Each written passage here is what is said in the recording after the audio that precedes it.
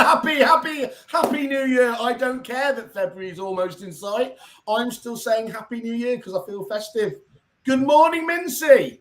Good morning, Whaley. How are you? I'm very, very well, thank you. All the better. Did you enjoy the festive period that you're not supposed to celebrate? Yeah, I love the festive period because your lot are slightly less miserable than you are all year round. So it's lovely. Yeah. You know. We're full of joy. And I just want to say thank you for all the Christmas presents you came to deliver, Simon. It's really appreciated. George is genuine. We'll come to you, Ben, in a second. We're not being rude in many ways.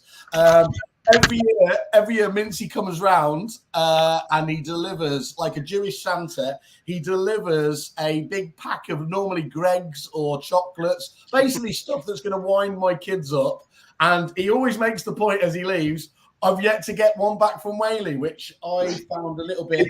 It's fine. I'm the bigger person. I get it. You are. You are. I endorse that message. You are a bigger person. Right.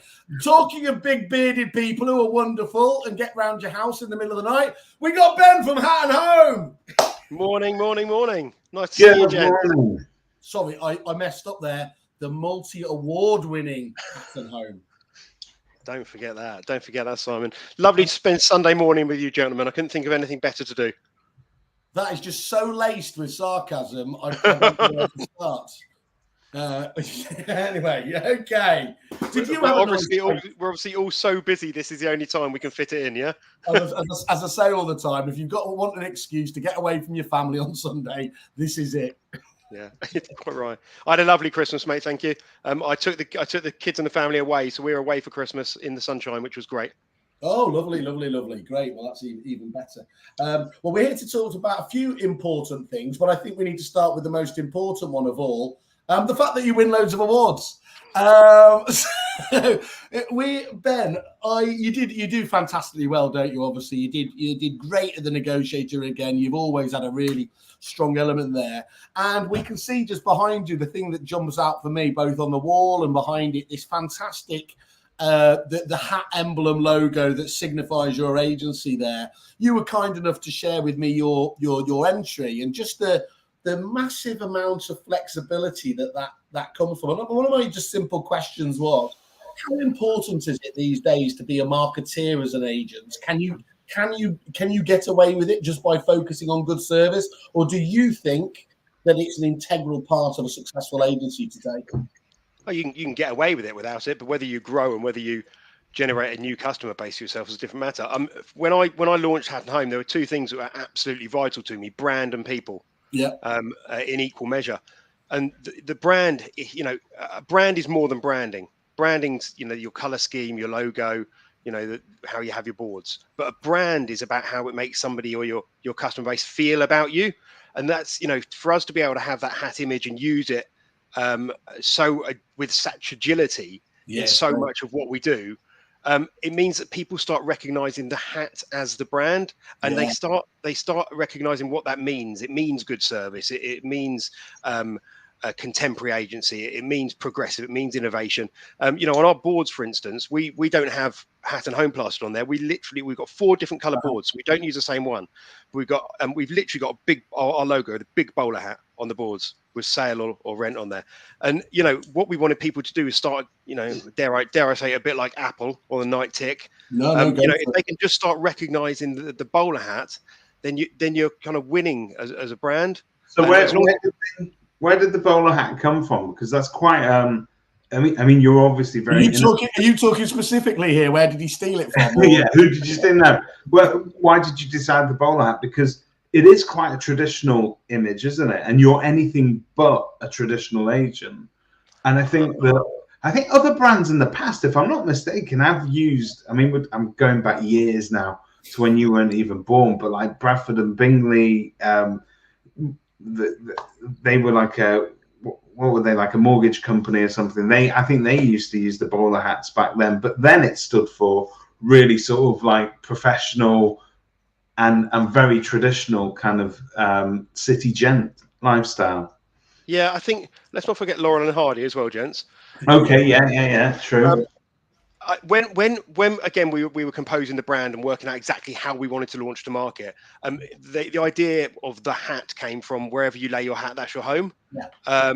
So, it doesn't matter whether you've got a mansion or a studio or a maisonette or whatever, when you come in and put your hat down, or I guess these days your keys and your phone, wherever you do that, that's your home. And home's an important thing and a special place and a personal thing for people. So we were chatting about, the phrase, wherever you lay your hat, that's your home. And obviously the fantastic Paul Young song from the 80s. We've actually got a Paul Young album in each of our offices looking down upon us like the Mona Lisa. We decided that was a great sort of thing to talk about. And then we said, well, if we're going to use hats, what hat do we use? I mean, it's because of the tradition that we actually use the bowler hat, because you say we're anything but traditional, but our service values and our customer service and our approach is traditional. We have very good service levels. We believe in a decent traditional approach. We are a traditional estate agency in such, but we softened it up a bit with the retro logos and sort of things like that. But it was supposed to stand for tradition and value, and I hope it does. It does, Ben. And Ben, whenever I stumble on any good idea, I pretend it was part of the grand plan. Did you envisage from the beginning that it was going to be so flexible, or is just over time you realise that this is really it's really adaptable? I think it was after our first campaign where we used different hats. So we wanted to talk about the reasons people move, because so much of estate agency advertising is about shouting at people about your fee or shouting about the price you can get. We wanted to talk about why people move. So we would have a baby's bonnet that said looking for a third bedroom. Yeah.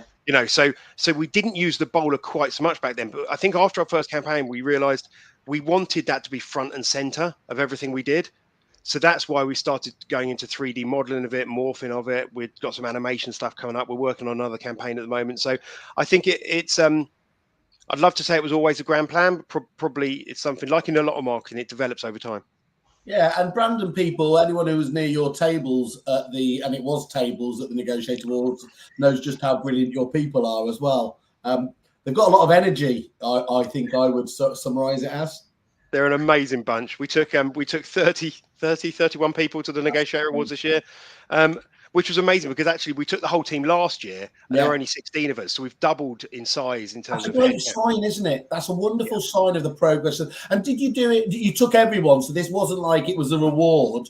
No. Could you just highlight, because I'm a really big fan of taking, obviously getting as many people out to a party is basically what I live for. But that almost reward, what do they get out of it? I mean, obviously they have a fantastic night, but I imagine that creates a real buzz going forward that they want to be back there again the next year, don't they? 100%. They're all part of it. It doesn't matter who team that get these awards and win these awards. Everything we do and everything they do on a daily basis feeds into offering and delivering a brilliant service and a great result. And if you can take all your people to something like that, then let's do it. We kind of did it a bit like our Christmas party this year. So we had a smaller Christmas party rather than a bigger one. Yeah. But the guys were great. Of course, they love it. They all get dressed up for it. They arranged limos up to town. It was a brilliant night out. And then, it's not me who's doing this. It's them. It's all the people around me that are winning these awards. So I really, if I can get everybody there, I will. Depends how big we are next year, because it's not cheap. It reminds me a lot of, I don't know if you've heard of the Australian big events called AREC. And what I find fascinating over there, obviously, is there's a much more individual kind of associate broker model prevalent there in many places. But even in those companies, many of the staff themselves pay to go to that conference because it's so important and because they enjoy it, because of the learnings they got and everything else there. So I think you'd like to see more of it, because there's a lot. Let's be honest, there's a lot of cynicism around conferences and awards, isn't it? And I think some of it's well placed. Some of them I think they need to adapt and change. But I think at its core is you can't get too curmudgeonly, can you, about celebrating that success, both of yourselves and against your peers in the industry. 100%. I like the idea of staff paying to go. We'll if some of them are listening to this, I'll see my phone starts buzzing away in a minute. Brilliant idea, Simon. Well done, you. They used to say hello to me whenever I went in the office. Now I'm not going to get even away, am I? Ben, if we could just I'm going to segue ourselves in a slightly more serious direction, but it goes back to you setting up the business in the first place.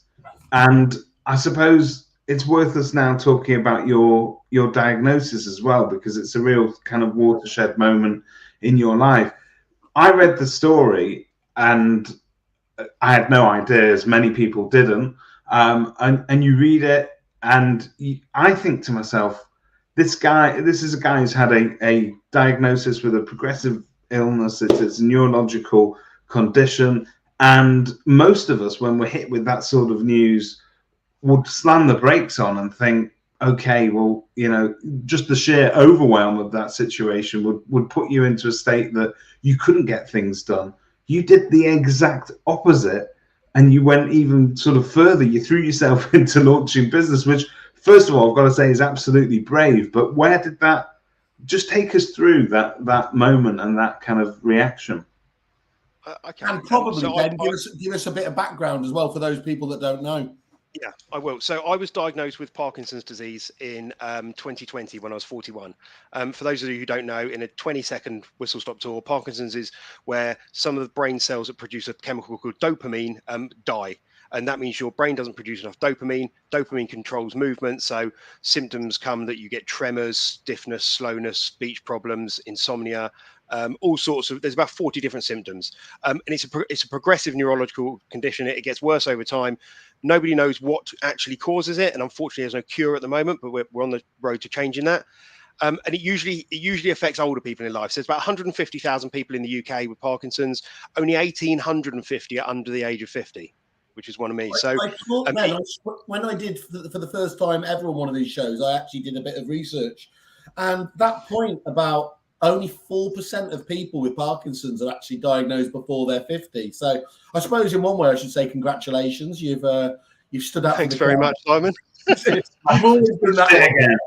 But then the other amazing one was that 1 in 37 people in the UK, has it. And I mean, we hear all those stats about, the other ones, but I'll admit I had no idea of that size and scale, that it was so prevalent.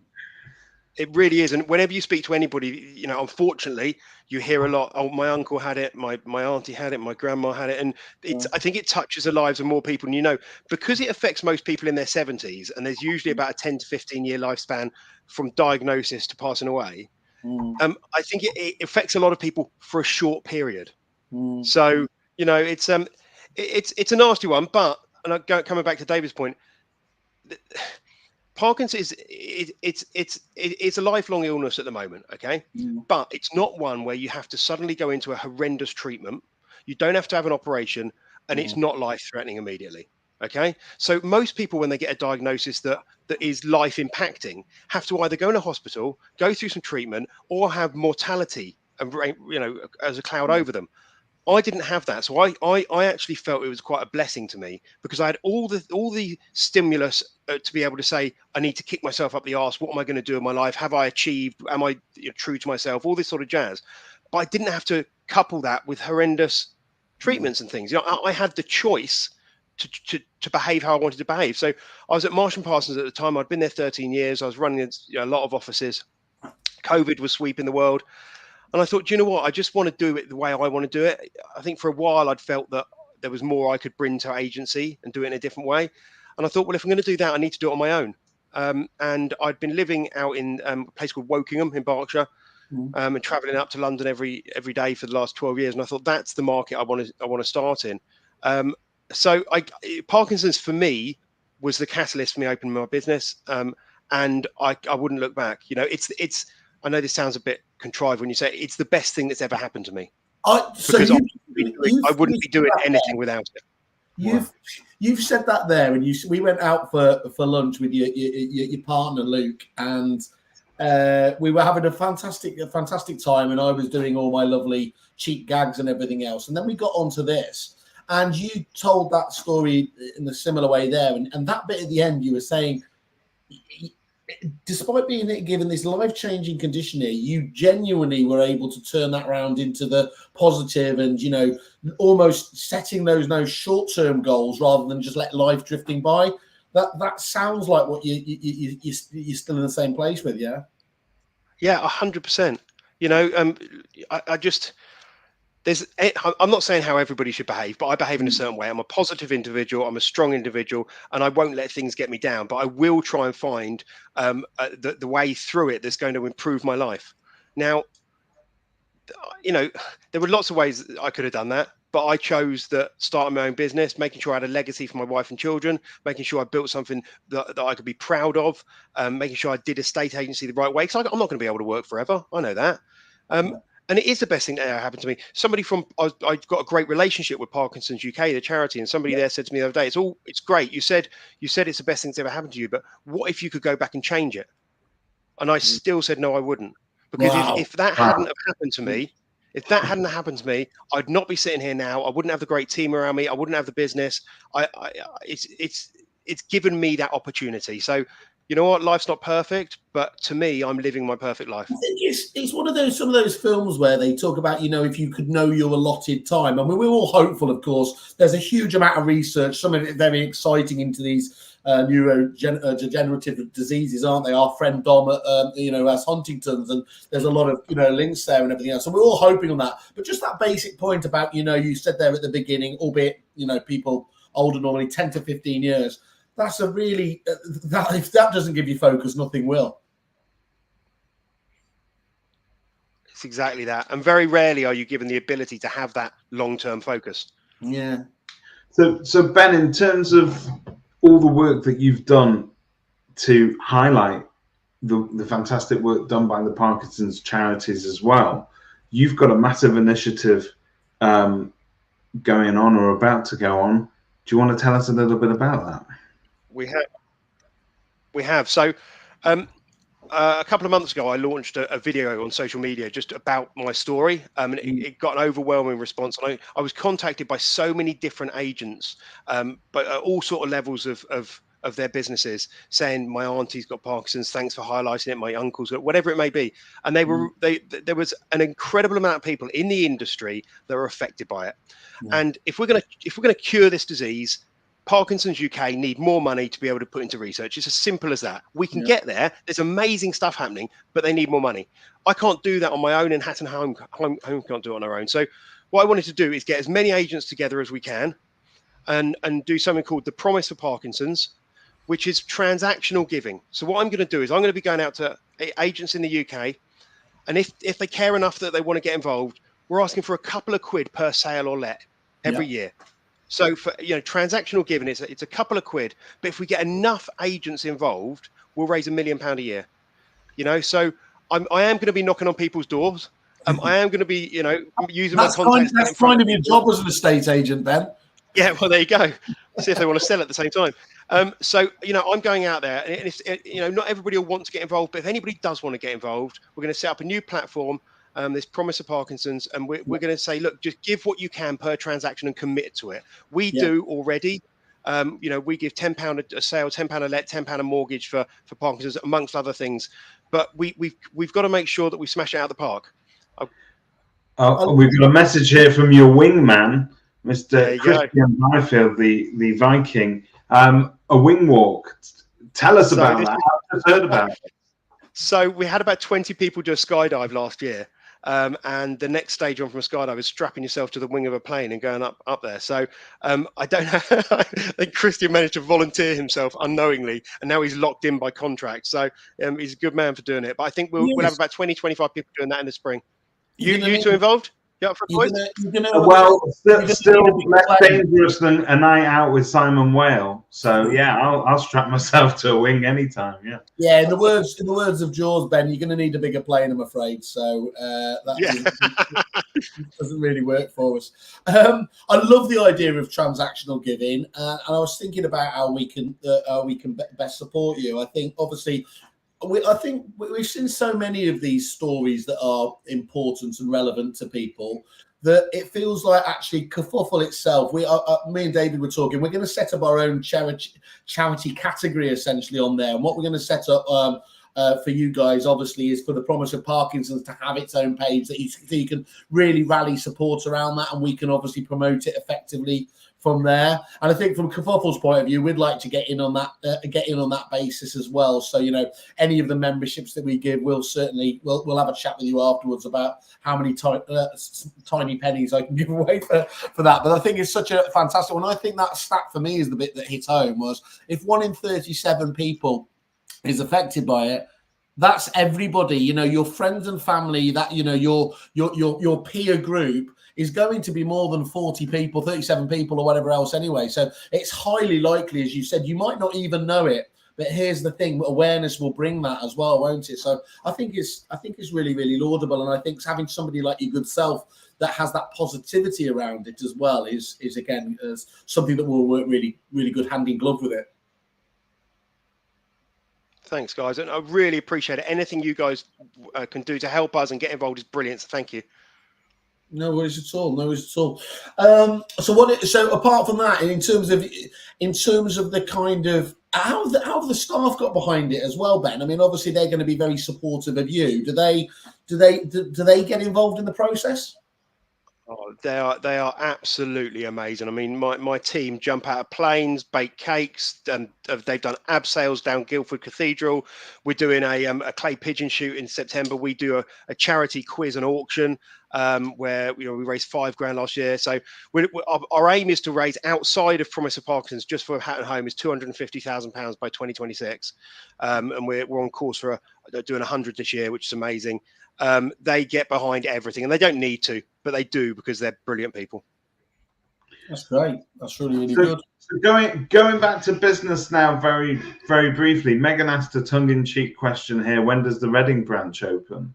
But genuinely, though, you've had phenomenal growth in what has been a sort of an odd period of time for the estate agency industry, because we've been kind of finding our feet again post-COVID, and the market, there's never been a regular market really until perhaps now, where things are starting to sort of level off a bit. But you're growing a business in an uncertain climate. How much of that is just sort of gut feel and bravery, and how much of it do you feel that no, businesses only grow by having local presence in those key areas that you're looking to target? Some of it's science, some of it's data led, some of it's gut feel. And, I think in business, you've got to have a good gut feel about something. And I also think if you're building something on certain times, when the certain times come, you are ready to play, and that's really important to us. So we're 3 years old next week, and we're 5 branches now, plus a prime sort of a high end division, plus a mortgage brokerage. And the times have been uncertain. We all know what's happened to transaction levels. It's been tough. But I'd much prefer to grow my team during those times and make sure that we are fit for, match fit during tough times, because then, when things ease off a bit, like they look like they're doing at the moment, it means that we'll be even more productive. So it's been hard. It's that sort of growth in that sort of period of time is tough. But I've got, Simon mentioned Luke earlier. Luke, who's my business partner, he's just incredible. He is singly both the best estate agent and leader I've ever met. And I've got a management team who are so driven. We talked about them being on the bus. My God, are they on the bus? And they're driving things forward. So if we can do that during the tough times, I don't see why we can't keep going. When I started the business, I always thought, people would say, do you ever think you'll have 5 branches? Then they'd say, when you got 3, they'd say, do you ever think you got 10? Well, I'm not sure where we end now. But yeah, I do think high street presence. You mentioned about seeing it. Yeah. I think high street presence is really important still. I know it's easy to say it's not. You don't get that many people walking in anymore. That's not the point. There's 2 things that are important about that. There's the trust of the public being able to see your agency. So there's trust that they can see your agency. They marry it up with the boards that they see, and they know you're there. The other really important thing, and I think this isn't talked about enough, it's a sales environment. We are a sales business. Yeah. We're not offering you're not a service business, we're a sales business. We can still offer a great service, but we're about selling and letting, and you need to be in a sales environment. You put all your people at home on their own, Where's the camaraderie? Where's the competition? Where's the urgency? Where's the whiteboard? Where's the competition? It just doesn't work. So that for me is a really decent reason to have a high street office. And how do you learn as well? You learn by osmosis on the job with other people as much as anything. I don't understand the career development for many of these jobs going forwards that do, work just from home. And I think your point about, and anyone who, I don't know if you've got it up there publicly, but you should have a look at what Ben's offices look like. I mean, they are outstanding. And I remember a bit of work we did in my Repit days when we teamed up with Samsung, and obviously they were looking at having the big screens. And we did a lot of research about actually, the amount of business that comes from walk-ins and everything else. And yes, look,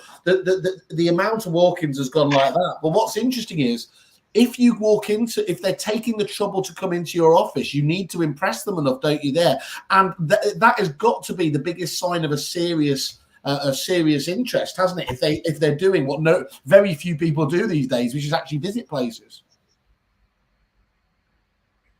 I think it's when they do walk in, if they're faced with.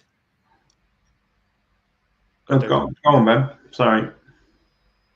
I'm just saying, if they walk in and they're faced with the same old herringbone desks and somebody with a phone under their shoulder, and it's as much as they can do to sort of even say hello, and there's nowhere for them to properly sit, and there's nothing to look at.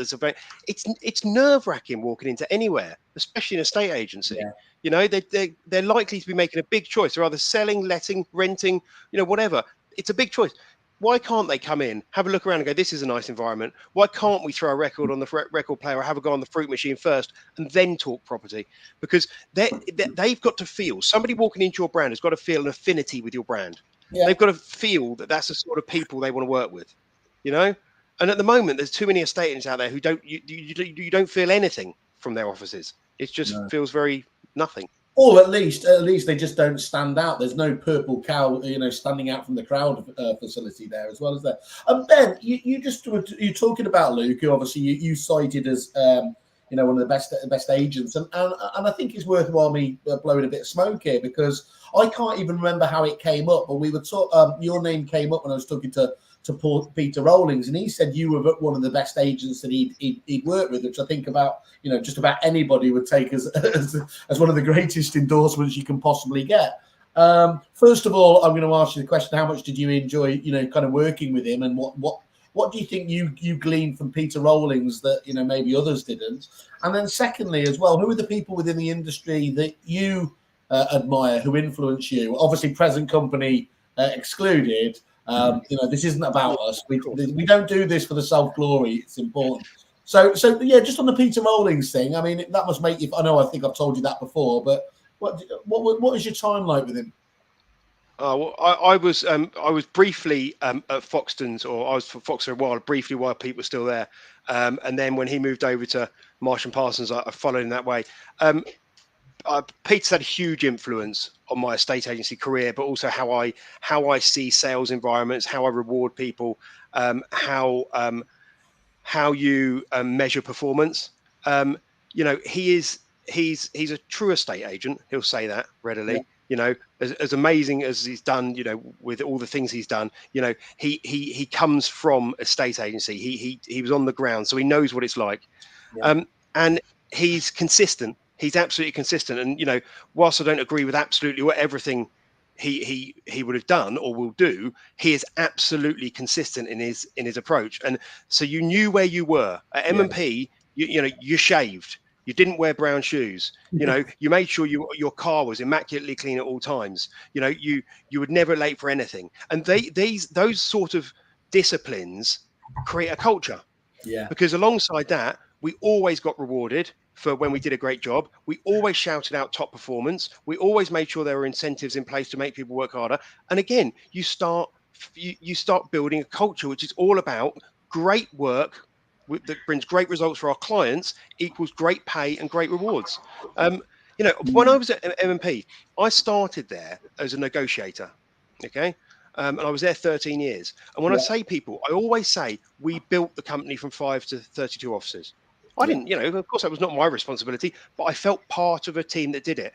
And anybody in those early, 5 to 10 years of M&P will remember that feeling that we were building this thing together. That's what it felt like. We all were on the same journey, and that was incredible. And that's what I feel a little bit with Hatton Home. Well, a lot with Hatton Home now.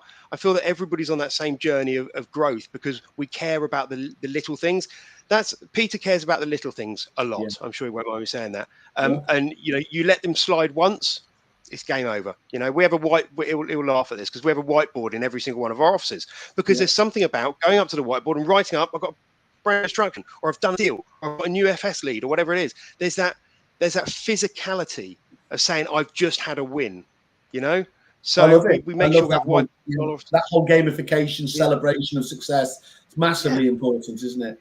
I think we're going to. So he's brilliant. Yeah, he's brilliant. Yeah, I mean, we're going to talk about Paul Smith's article in the Property Industry Eye later, and he highlights that one to watch. Foxtons has retaken the London Crown, and he quite rightly flags that Guy Gittins has obviously been as a key part of that. But I do think way before that, and I'm sure that Peter was absolutely at the core of it. Peter returning there, wasn't it? Has gone back to the basics, and that's why Foxtons is getting back to where it was. Would you agree with that?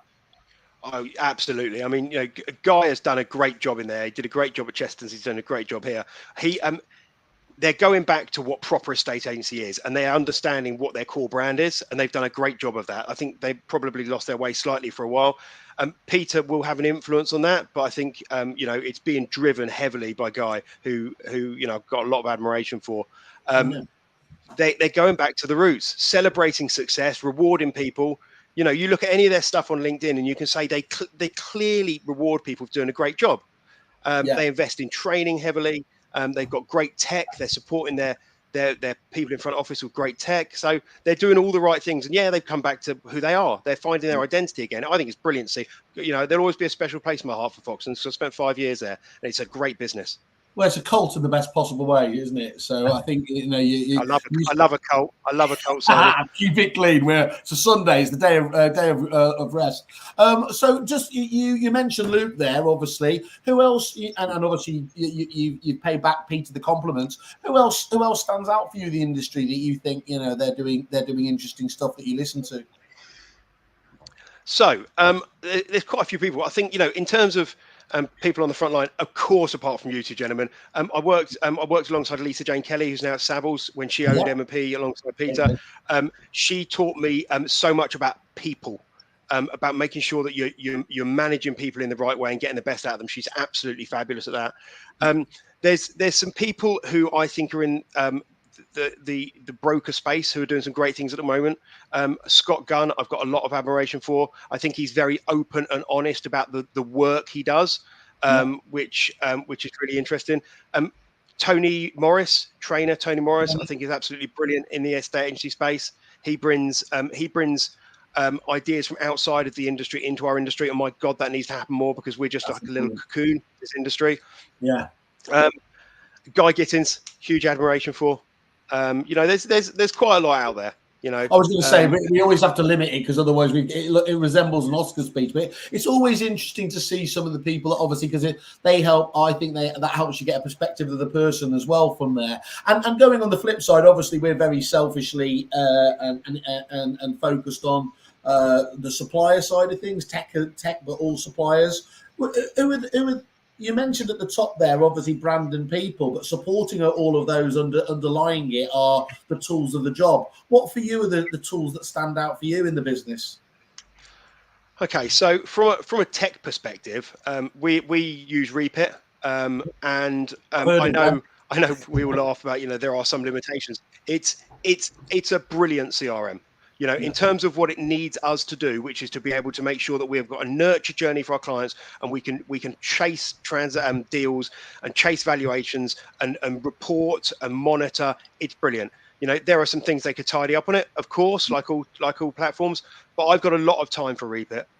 Having started this business, my first costly mistake, I started this business on a different CRM, and I changed after 6 months. Now that cost me a lot of money, but worth it. I always talk about it that the CRM is the foundation of your business from a tech perspective, at least, isn't it? And what you just highlighted there is that it's absolutely vital before you start adding other things into your tech stack that you get that foundation right. And that's where a system like Repit has to be, your first and most important purchase, isn't it? 100%. And if you're going with people that are big in the marketplace, it's much easier to obviously get the plugins and the work needed to get other suppliers on board. We work with a company called Integrated Interest for our e-marketing solutions. Fantastic, full force over there. Really helped us out getting some bespoke stuff together and looking at those nurture journeys for our clients at different touch points of the journey. There's quite a lot of suppliers I'm looking at changing at the moment because I think that. Frankly, I think that people are putting their prices up. Fine, you've got to make sure that you're delivering a service at the same time. And if you can't deliver a service that works for the business, then you can't put your prices up and expect to get away with it.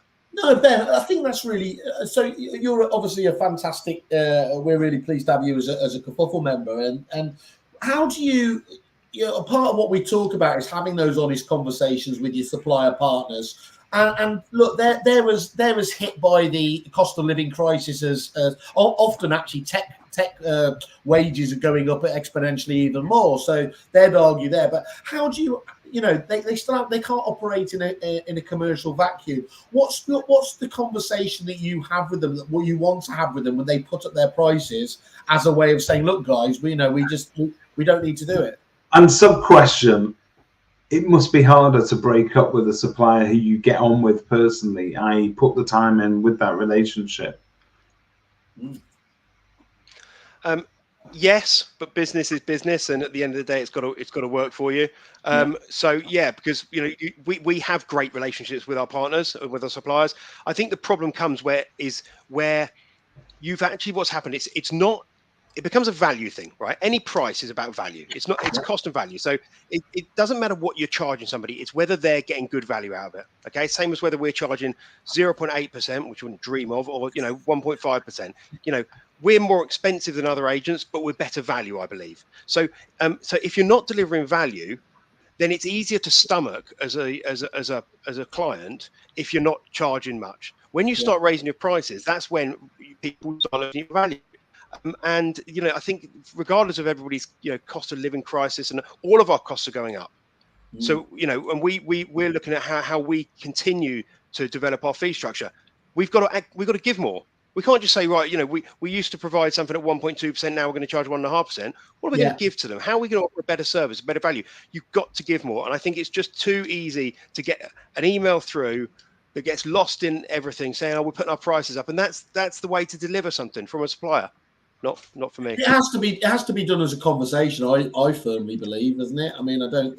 You need to explain why you're doing it, but also, as you said there, the ideal way of doing it is yes, we are going to have to do that, but here's what more we're going to do for you to make that work. Because if you're not already getting the ROI from something at that price point and it goes up to there, that's when those difficult conversations come, whether it disappears entirely, isn't it?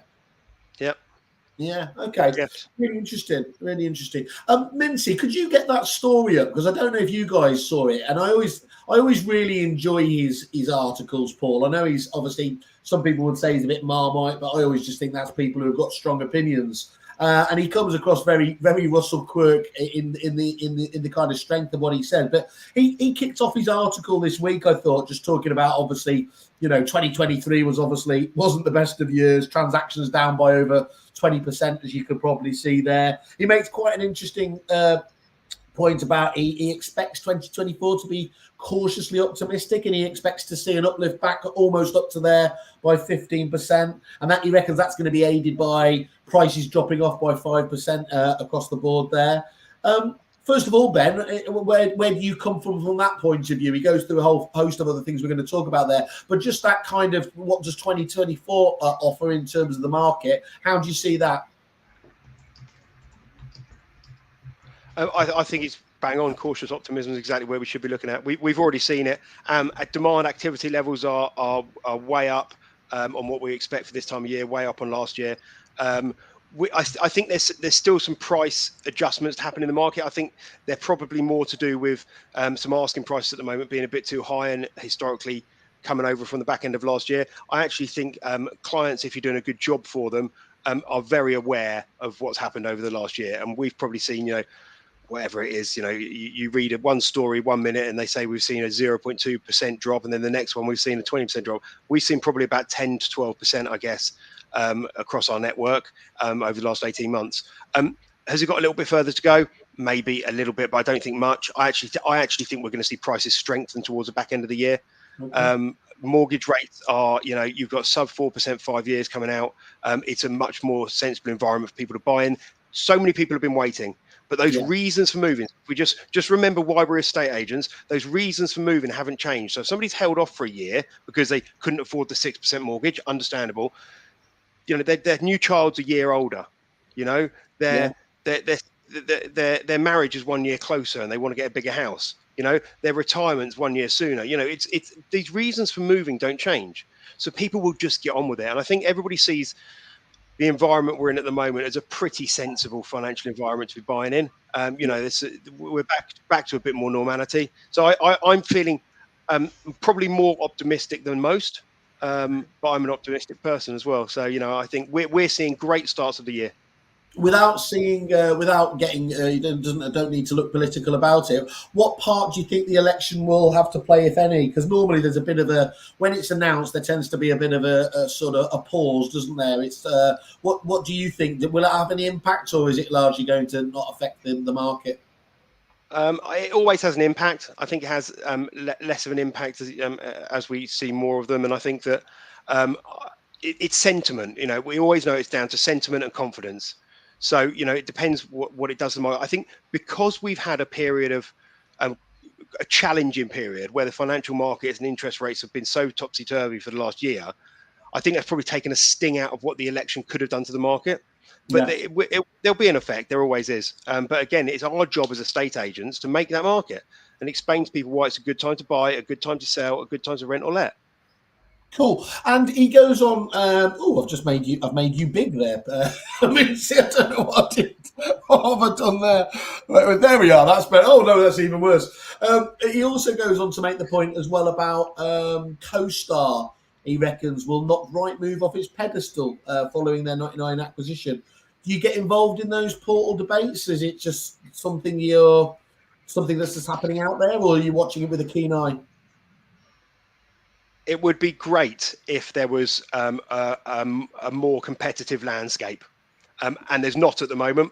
And that means for agents, we have a good product in Rightmove, but it does mean it's expensive. And until there's somebody who comes along and genuinely challenges them, those price conversations won't happen. I think something will change at one point. There's two things to consider. One, unless the public start using it, it won't matter. Because that's what it's driven by. Point, isn't it? That is the key point. They need users. Unless you've got everybody using it, it just doesn't matter. They can do whatever they want. So they're going to have you, and we've seen before with a couple of other players. You've got to put an awful lot of money into something to get public usage up at the levels you need it. So I think they've got a shot, but whether that happens, I don't know. I think the thing that will trip Rightmove up, and I've said this before, I don't think they're innovative enough. With how people want to search, the idea of how we search or how we ask for a valuation through Rightmove, through all the portals, is just so antiquated.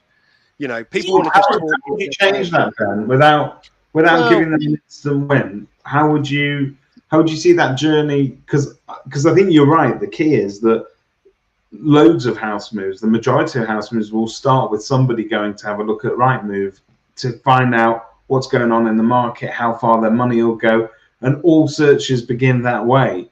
And you need that awareness of the brand to be out there amongst buyers, first of all, for them to come to you. But when the buyer actually hits that screen, what journey do you want them to follow? They just need something a bit more tech advanced. If you think about how people use, these now, you want to be on your phone on Rightmove or on any of the portals, and you want to just literally say, I'm looking for a 4-bedroom house with a garage within 15 minutes of here. Okay. At the moment, you can't really do that properly. You want to be able to pick it up and say, I'd like a valuation from an agent who's got 5-star Google reviews within 10 minutes of my house.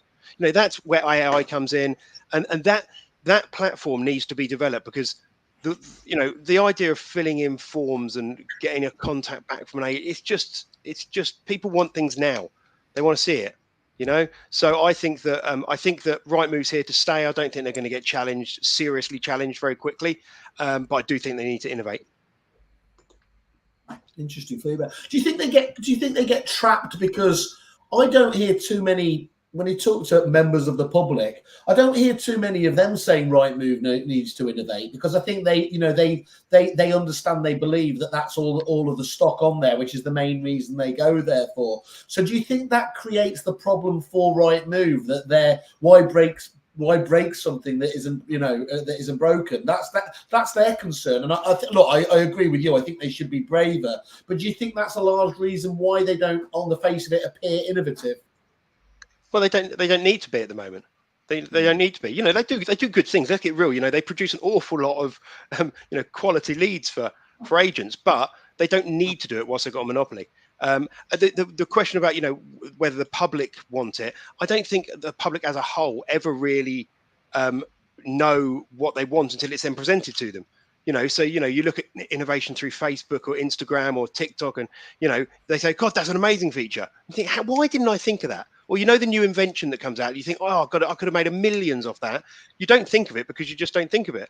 But we've got to keep innovating, in everything we do, and I think that's what I'd like to see. But CoStar, let's see how it pans out. I think they're going to need an awful lot of money to get public recognition in the. They've got it, and I think the team. Yeah. What was Megan's comment there, David? That looked quite interesting. That was just the flip side of the view. So I think Megan just giving sort of an agent's perspective that I actually feel if you use all the Rightmove tools, it makes the cost more palatable. And what I mean by that is the training side of it. But the mobile app, which most consumers use, is pretty rubbish. So Ben's right, a mobile is so vital. So that experience from the sort of end beneficiary of the service is a little bit basic. And I think genuinely most home searchers don't know what they're missing out on. They've just been served the same format, the same crap for years. So they don't know any different. They'll go off to some of the challenger sites, and it's all been built pretty much off trying to mimic a Rightmove platform. So we've got this very much sameness across all the platforms. Zoopla have had their estimates built into it, which I would argue has done more harm for agents over the years than help. But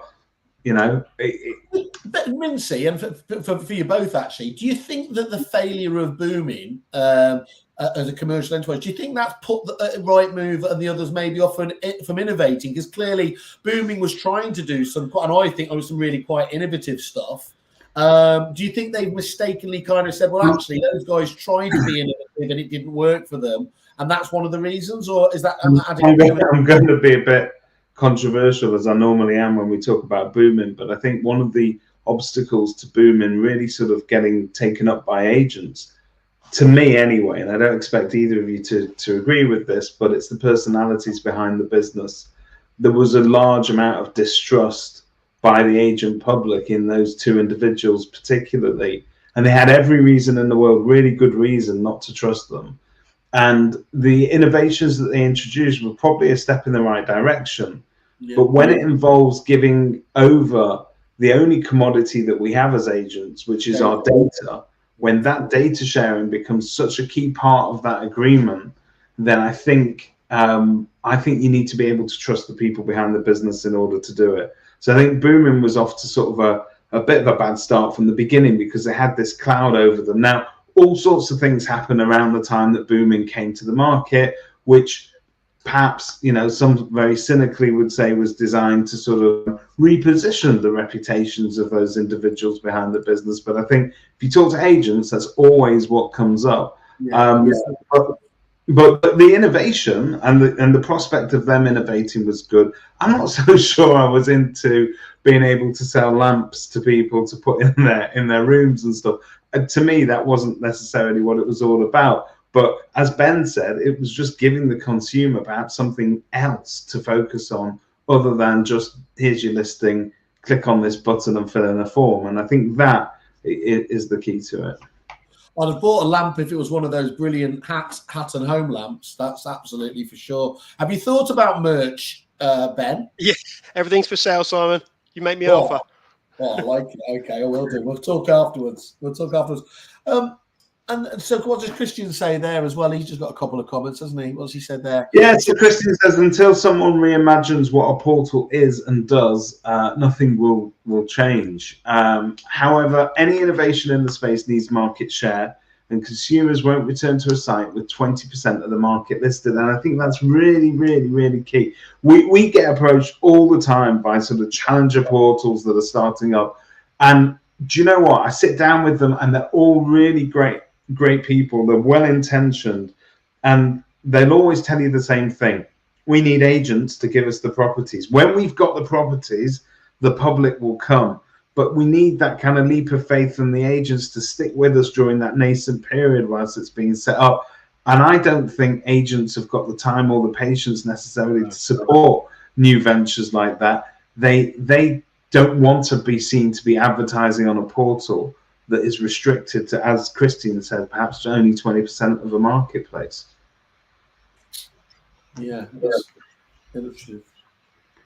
Talking of that booming story, then obviously we had this week the story of booming being cleared up from the administration point of view, and I think the IP for most of their tech has already been bought by another one of the Bruce's companies. So it'll be interesting to see what they do with that going forward, because they did spend a lot of money and a lot of time developing whatever it was that they were developing there. I thought some of it looked great. I think it was, as you said, but it's got to. The problem is, it's like a nuclear submarine. You've got to have both the audience and the innovation, haven't you?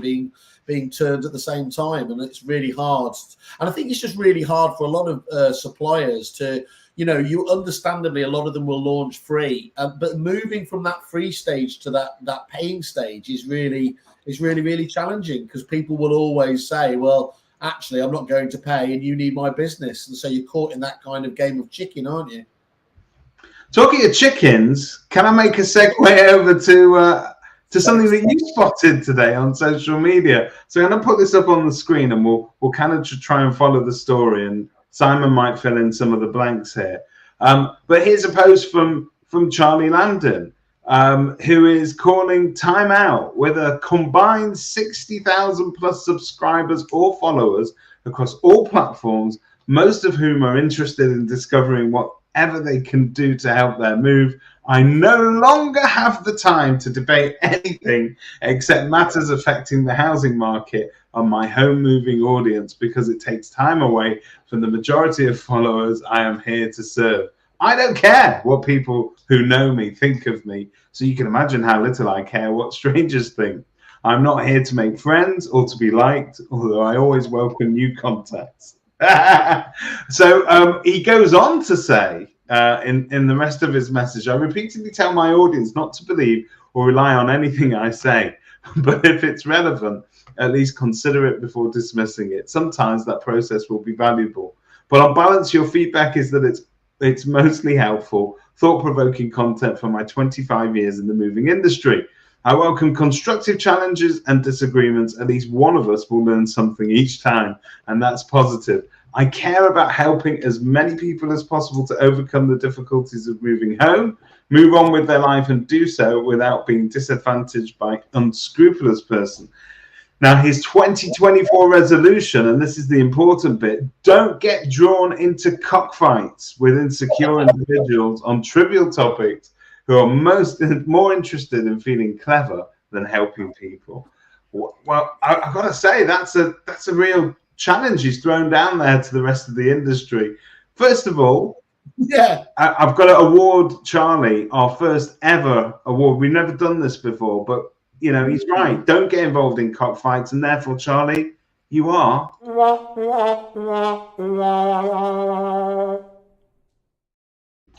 Oh, we've gone GB News. We've gone total GB News. This is a man that famously has spent time picking fights with people on Twitter and across all social media. And his approach, for people that don't know, his approach is basically doom and gloom. He's been talking the market down now for 2 or 3 years, that everything's going to end in tears and it's a crash. Now, he says he's giving a bit of realism to that audience, but must still won't go on a date with him. But it's interesting that he's declared himself out of that. So what is he now going to do with his time, Simon? I don't know. So I think one of the challenges you've got now, isn't it, is that after seeing the likes of a Donald Trump and everything else there, and these people that just chase remorselessly that audience and become really, really polarized. That's what we're witnessing here again, isn't it? It seems to me. And he's found a niche, obviously, hitting that audience about people who are having a pop at the market and panic doom mongers and all the rest of it. And he's just going down the rabbit hole from what I can see. Where does it end? See, what I love about Ben is he's gone completely quiet on this, which is that, you know, that's this quiet diplomat going. He's not. He doesn't want any cockfights. Oh, that sounds even worse, actually. No. Talking of which, then, Ben, maybe can I ask you a different question. Social media, then, being so important these days, and this question comes up time and time again when I'm talking to agents, particularly from a management point of view. You encourage your staff to get involved on social media. Do you have any kind of policing of what they're putting out on social media? Does it worry you sometimes that there is that ability to very quickly take a conversation off in the wrong direction that will affect the business? If you get the right people, they'll do the right thing. And we do talk about our social media and what people are posting on their own accounts.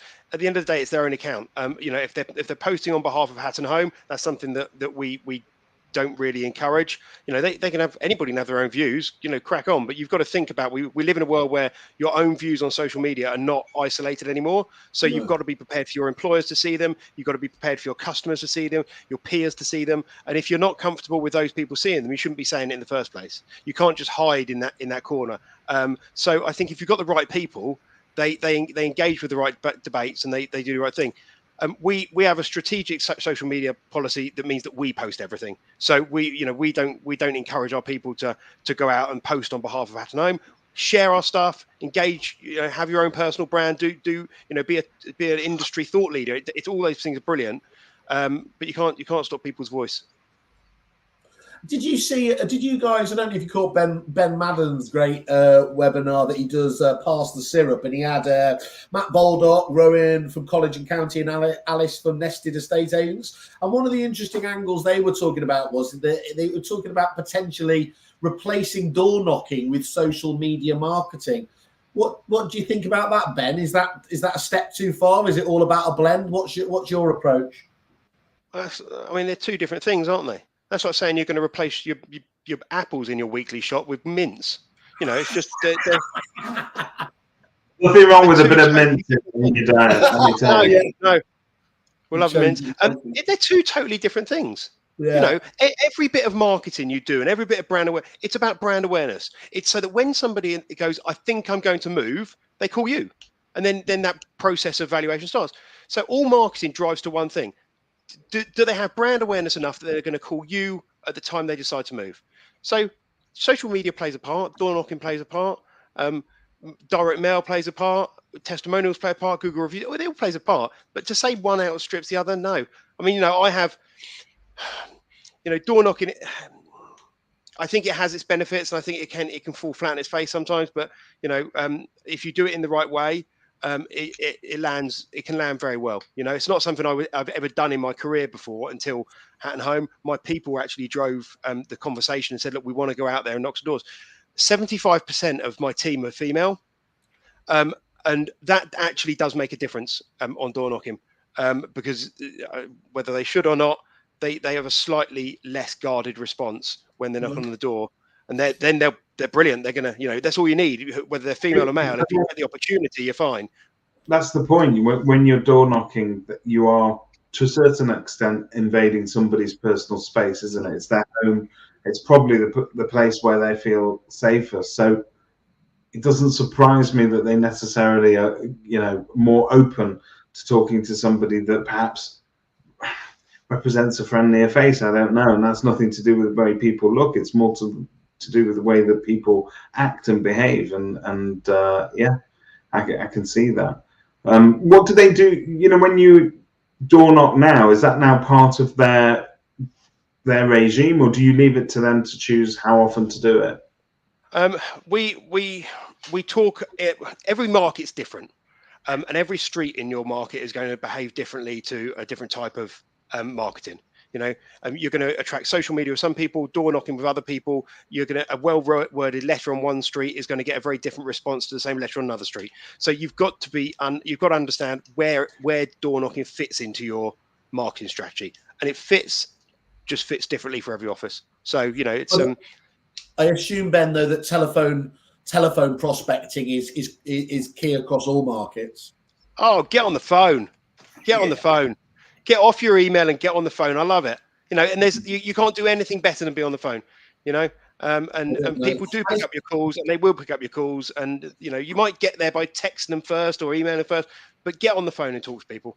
It's the biggest differentiator. Just if you were to really go for some really basic metrics about a successful agent, and it's the ones you mentioned the buzz of an office when you walk. I can tell 2 minutes after walking into an office. Sorry, not 2 minutes, 2 seconds, as to whether this is a market leader or not, because those difference that when you can feel the buzz, you can hear the noise. You can hear people on the phones, whereas those ones that are just kicking their heels and on their computer looking at Facebook, they're just not going to cut it, are they? Yeah, try. And do you know what? It's for the same reason that when we register people when they ring our office, either for evaluation or as an applicant, we still do it on paper, because I don't want my people tapping away, because it's all you can hear is that person on the other end of the phone. Bit antiquated, but that's what we do. Brilliant. So Ben, sorry, go on. You got a we're going to say goodbye now, because we've been going now for a little over an hour. Before we do, Ben, what's your one tip for this week that people should be doing, that agents should be concentrating on? One tip for this week: get in touch with people.